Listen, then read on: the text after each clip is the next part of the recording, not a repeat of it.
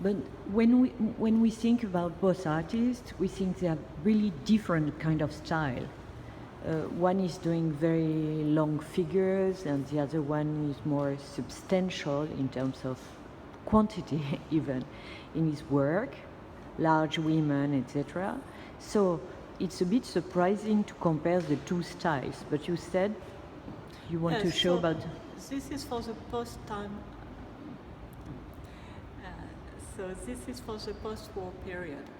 Actually, in the Surrealist period, in the 30s, the styles are definitely very close. And if you put some works one next to the other, it's very interesting to see the similarities between the style of these two artists, because they want to express the same kind of feelings, the same kind of fantasies too. After the war, it's different. Of course, the styles are different because they really reflect the character of each artist.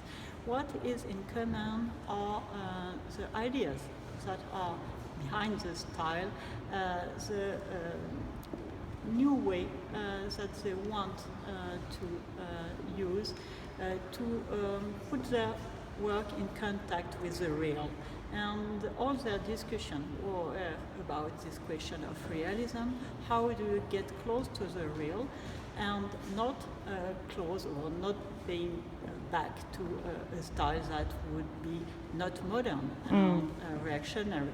And so I think that in this aspect their works were close, because after the war they both come back to the subjects, the topics of the reality of common life, with animals, with landscape, with all their environment. And they also were in a period which was dark, actually. So even if it's some familiar scenes that they were depicting, they are in a period where the anguish is still there.